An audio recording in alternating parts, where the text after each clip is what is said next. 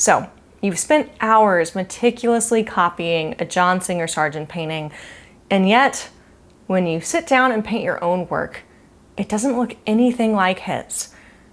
Why?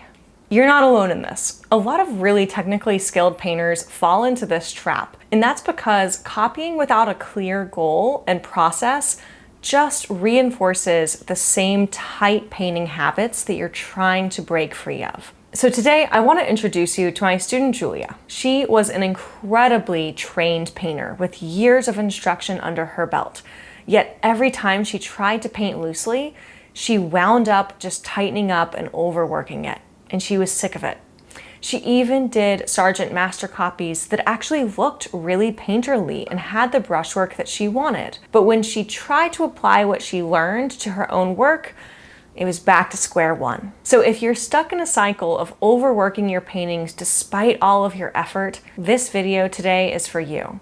Because by the end, you're gonna understand exactly why just copying Sargent alone won't make you paint like him, and you'll learn what will. And if you're finding this challenge of overworking your paintings really frustrating and painful, I'm here to help. My mentorship program, the Alla Prima Bootcamp, is designed to get painters like you past this hurdle for good. And if you want to talk about how I can help you, you can book a call in the description to get that help and find out more about working with me one-on-one to help you discover your own voice of loose, expressive oil painting and actually change your habits to get there for good. So let's break down the real issue with copying Sargent and why we stay stuck in loose painting despite desperately wanting to loosen up. A lot of experienced painters assume that the way to loosen up is to do something like just use bigger brushes, paint faster, just tell yourself it has to be done in one sitting. Or they might say, okay, the way to loosen up is to copy the work of someone that they admire stylistically, like Sargent. And at first glance, that makes sense, right? After all, when it comes to something like loose painting or expressive portrait painting, he is the greatest of all time. But here's the problem. If you don't know exactly what you're trying to get out of the study, you're just reinforcing what you already do. That's what was happening with Julia. She could paint loosely if she was shown exactly how to do it through the Sargent copy. If the decisions had already been made for her as far as what brushstroke to put where, she was absolutely fine. But what she didn't know was how to apply that to her own work. So the result was that she didn't know what she was actually supposed to be taking away from the exercise. It was almost like, and to Julia's credit, I don't think that she actually thought this, but I think deep down unconsciously, a lot of us think this way, where when we do certain exercises, it should be like a magic wand moment. Like we just do this one exercise and then poof, we suddenly work in a different style, the style we want to be known for. And unfortunately, that's not how it works. We do have to become very intentional and have a clear understanding of what we're supposed to get out of this exercise, how we're supposed to get it out of there, and why it works. But she didn't necessarily have this going for her in the beginning, so when she went back to her own compositions, she simply defaulted to what felt comfortable, which was tight, controlled painting. And specifically, the thing that she needed to address that she wasn't. In her case, she had the ability to put down the loose marks. That was no problem. She could emulate the mark making from Sargent. So it wasn't a problem of physically being able to put the brush to canvas in the right way to be loose. The problem came in the decision making to know how and when to put those loose brush marks to work for her in her own painting. I want you to stew on that for just a second before I go further. So I'm going to repeat this. There is a difference between physically being able to put down loose marks on your painting and having the knowledge or decision-making skills to know when to apply that knowledge of how to put the brush mark down. And so what would naturally happen is that she would do her Sargent master copy and she would think to herself, maybe the first few times she did something like this, oh, that was so much easier than I thought. I cannot wait to see what original compositions I make now that I've really mastered this loose brushwork. And then she would turn around and she would apply it to her own work, and it would just tighten up. And her conclusion, which is an understandable one, was to say, maybe this just means I'm a tight oil painter. Maybe I just can't do it unless someone is showing me exactly where to put the loose brush marks down. And the erroneous assumption here, the mistake that Julia was making, was that in believing that the skill of knowing how to loosen up is a fixed personality trait versus a skill that you can develop just the same way that she developed her skills for the tight painting that she was comfortable with. So just like you can get really great at, just through practice and repetition, getting a likeness, being able to draw accurately, having a really nuanced control of your value structure, being able to mix and match color perfectly. All of these are very teachable skills, and if you're watching this video on how to go from having really solid foundations that are tight to loosening up, you should know this from your own experience. You had to put in repetitions and practice to hone the skills of being able to draw and paint what you see. And if you've been working photorealistically, this is especially true. You probably put in quite a lot of hours in practice to hone the skill of being able to get accurate proportions, to put marks down in the correct place, to make sure that your values aren't too light or too dark for a given area, on knowing exactly what colors to choose to mix and match a specific color that needs to go onto your canvas for your painting.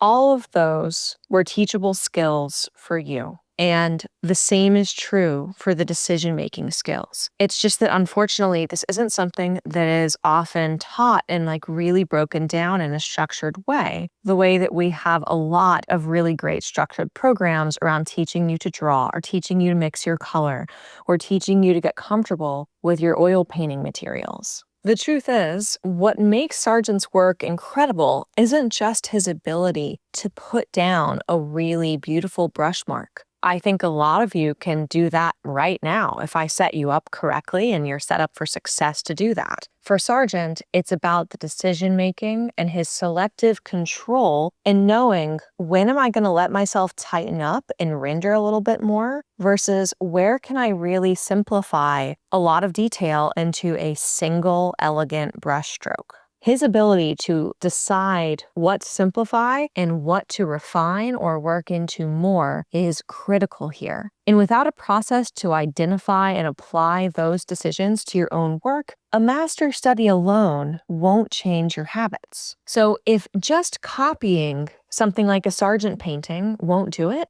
what will? So here is how to apply a master copy to your goals. This is what I have my students do. Maybe not instead of the master copy, but this is what I have them do to build on the master copy and actually get out of it what they are looking to get out of it. First things first, we have to start by identifying whether or not the artist you're studying actually relates to your goal. Now, this is taking 10 steps backward. But if you're watching this video, it's probably because you love Sargent. I don't know why you would be watching this video otherwise, although there have been people on my channel who've watched my Sargent videos just to come into the comments to tell me that how dare I consider him one of the all-time greats. But this video isn't for those people. This video is for you. So chances are Sargent relates very much to your goal, which is good. This is very helpful. But your goal probably isn't just about painting similarly to Sargent. You probably have a lot of different painters whose work you love and feel really inspired by. Chances are some of them are contemporary painters who are living and working today.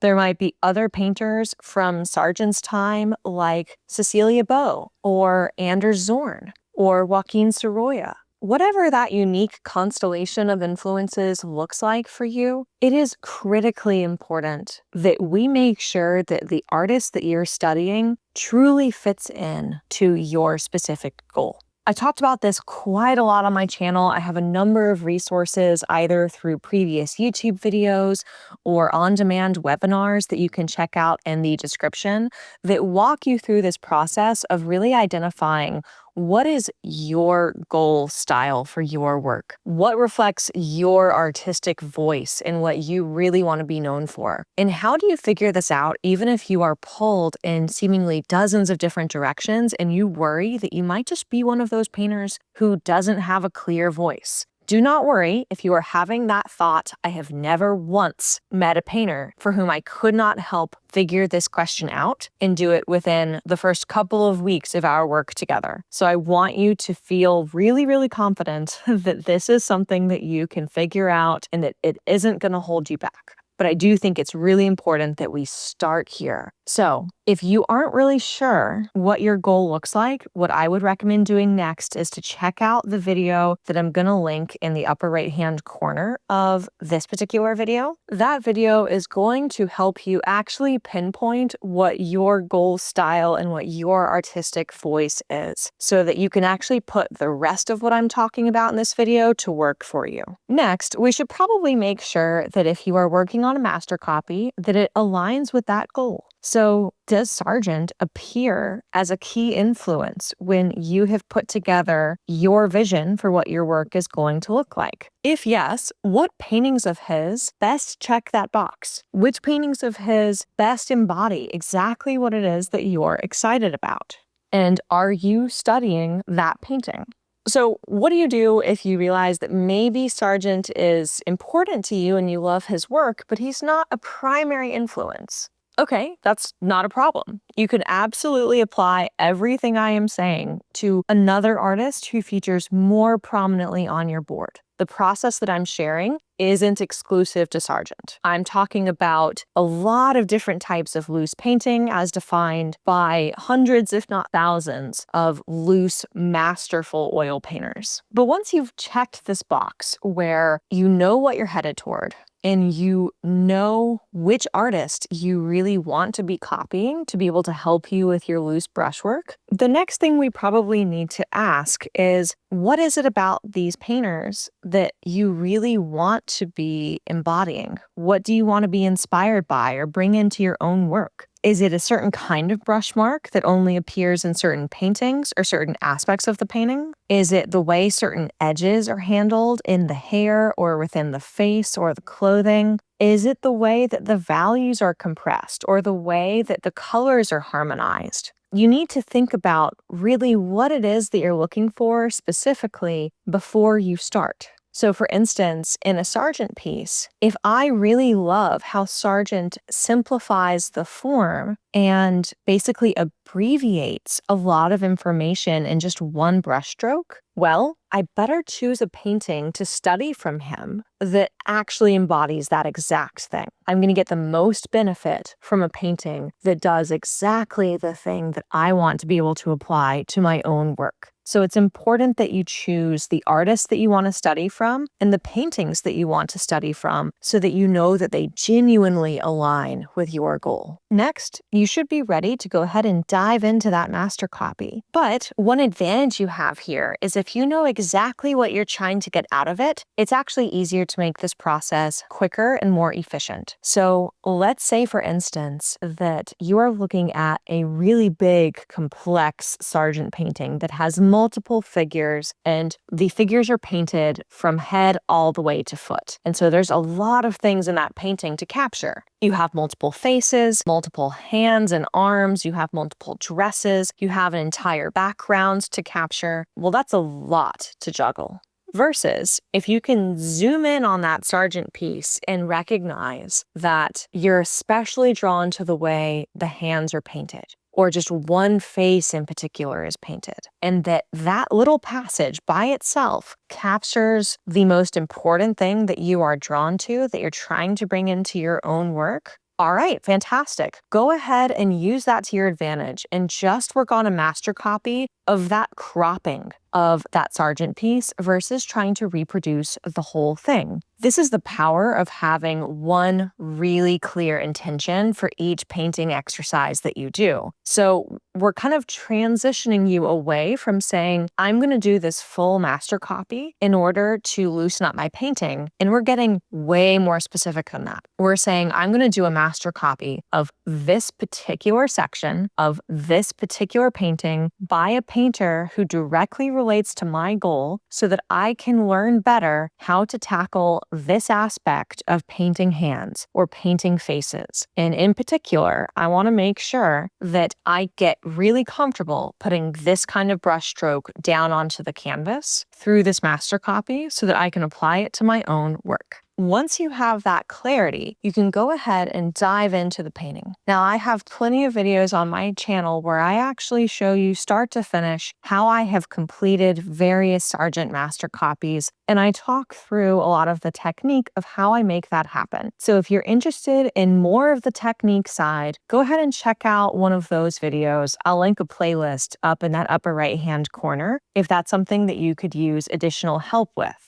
But that's not the focus of today's video. Today, I want to focus on how we apply the master copy to your own work.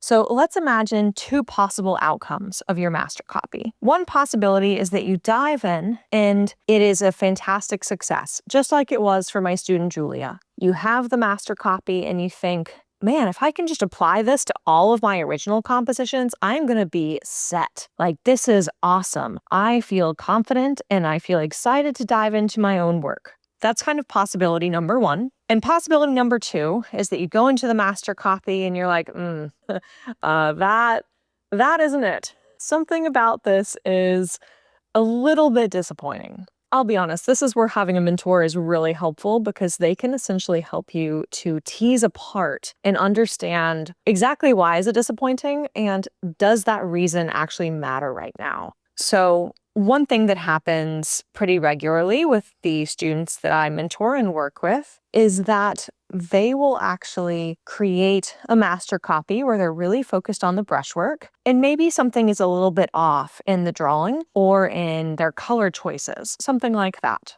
But the brushwork itself actually pretty closely mimics the painter that they are doing the master copy from. Well, in that case, I would say that's actually not really a problem. You are having to juggle a lot in something like a master copy. And so if you go in with the clear intention of, I want to understand how to create this kind of brush mark so that I can put it into my own work, well, if you accomplish that goal at the expense of something like accuracy in the drawing, yeah, that's not like a perfect sign, but you did what you actually set out to do. That is why it is so helpful to have a very clear singular intention and understanding of what you're meant to get out of that exercise. So you can essentially give yourself permission for other areas of the painting to not be a home run. Now, over time, in a perfect world, maybe you would check all the boxes in the master copy. You could look at your finished piece and say, yeah, this is pretty much a home run. Like, my colors are accurate, the drawing is accurate, my value control is solid, and I got the mark making. If all of that is going for you, fantastic. But it doesn't have to be in order for you to get the benefit that you're looking for. So here's how I would help a student in this situation where maybe not everything is perfect. One possibility is that if you're enjoying master copy, you continue to just get in some additional reps and see if you can continue to get the marks that you're looking to perfect really under control. Like, you can produce them really consistently and they start to become more natural to you.